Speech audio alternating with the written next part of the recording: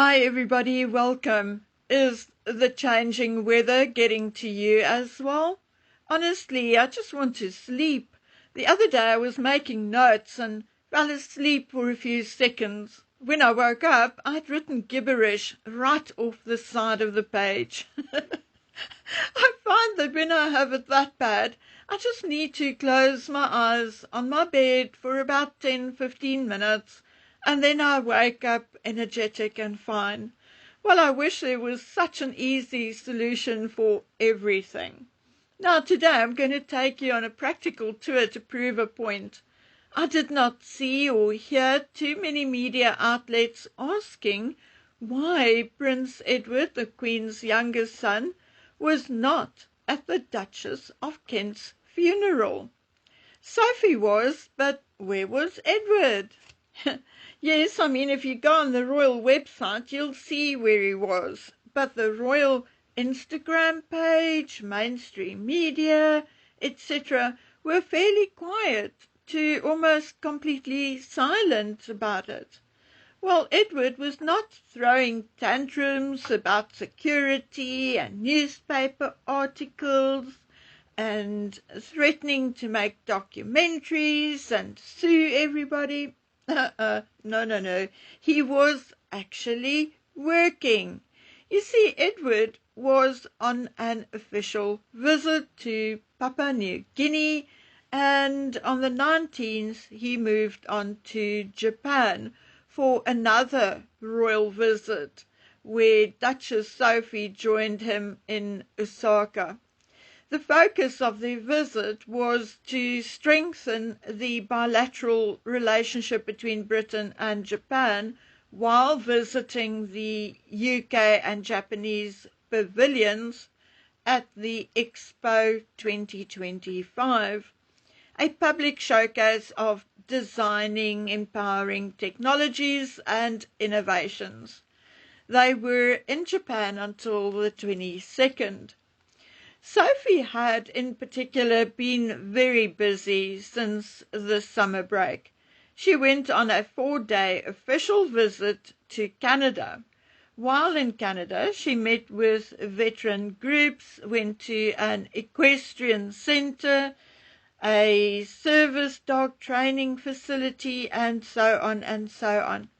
Back in London, she hosted a meeting for Gender Action for Peace and Security, a network that supports women and girls affected by war and conflict. She also went to the races at the Canberra House horse trails. Now, I mentioned fleetingly yesterday that Sophie and Edward's efforts are badly and unfairly ignored and by far underrated. Now, here's an example. Did you know and realize that with 293, Prince Edward did the third most royal duties in 2024? Princess Anne stood on 474, Charles on 372, and yes, Edward on 293. Sophie was fourth with 257, and the Duke of Gloucester fifth at 216. Now, of course, King Charles had to go for cancer treatment, and he was off work for a couple of months. Prince William, due to Catherine's operation and cancer treatment and having 3 young children, managed only 166 engagements, but had managed a lot in terms of his homeward charity Earthshot project and making changes to the management of the Duchy of Cornwall. He was indeed not doing nothing, just more office-bound and less in public, as he had to be home in the evenings, as they do not, I don't know whether they have any right now, but at the time they did not have live-in help. It may also be another reason why they are actually moving. because Adelaide Cottage did not have space for any live-in help. Anyway, Edward is doing far more than any of us realize. Edward also has honorary military appointments, including Vice Admiral of the Royal Navy. Edward holds over 70 patronages and presidential roles. He serves as the Vice Patron of the Commonwealth Games Federation, and he is leading the Duke of Edinburgh's award program. Sophie, like her husband, holds over 70 patronages. So these two people are truly working hard.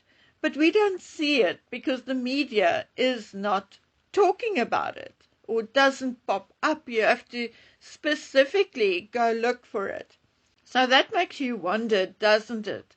Edward and Sophie falls under the Buckingham Palace Media Centre.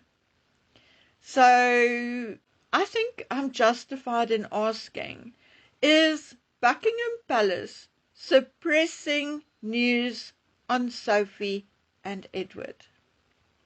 I have a feeling, but let's leave it there.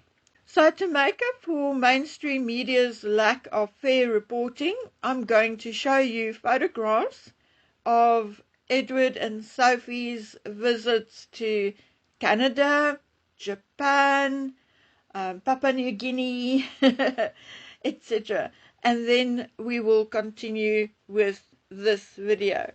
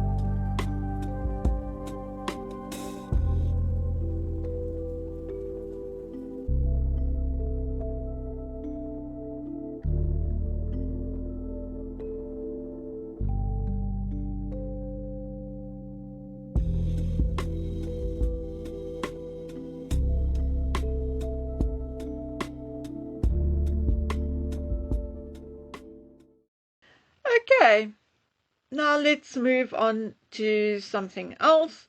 I received a few DMs in response to yesterday's video. A number of people stating that it would be unfair to remove Andrew and Sarah's children out of the line of succession and to remove their titles. And in a way, I agree.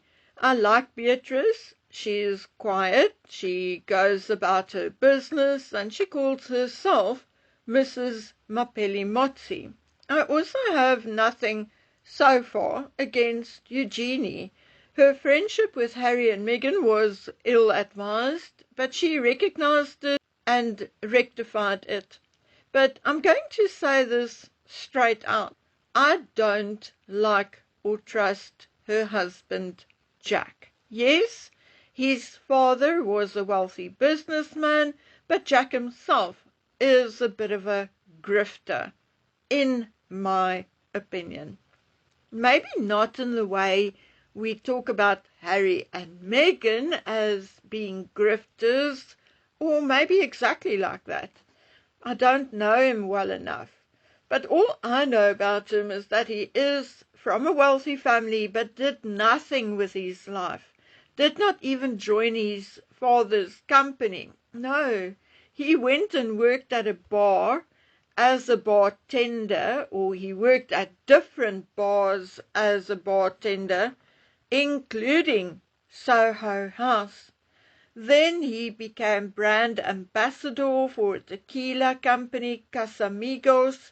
Then he worked for the House of Ferrero, a company that deals in wine and spirits. And he is currently working for property tycoon Mike Meldman. Yep, a real salesman. And I've never really trusted a glib salesman. And, I'm so allergic to anything Soho related because of Meghan Markle and her love for Soho House, that if I hear someone has or had ties with Soho House, I am immediately prejudiced. Anyway, Eugenie and Jack may be doing okay, but I don't think they have the marital and financial stability to be a trusted ally for the royal family. Maybe I need to apologize to her. Maybe I'm wrong. One would also fear that Sarah and or Andrew would manipulate their daughters to get back to the royal family. As much as I like Beatrice and Edo, if I was William, I would let Beatrice and Eugenie keep their titles, but remove them and their children from the line of succession. They each have a career. They are bringing up their children far removed from the royal family. So I honestly cannot see the point. I was thinking about it, and imagine William as king, Catherine as queen, George first in line to the throne, Charlotte second, Louis third, Edward, Prince Edward, the Duke of Edinburgh, fourth, James, Earl of Wessex, fifth, Lady Louise sixth, and seventh, Peter Phillips eighth, Zara ninth. I'm asking you, wouldn't that look like a no drama, no fuss line of succession? I also feel that if something should happen, and say William is incapacitated for a while, that Edward is someone who can be trusted to act as regent. I honestly cannot see how or why Harry and his children should remain in the line of succession. He does not even live in the country, and his kids are raised American. Even if he should succeed in partially educating them in Britain, say send them to Eton or wherever at age 12, then they will still be American kids in England. By the age of 12, children already started developing self-awareness, self-regulation, and personality.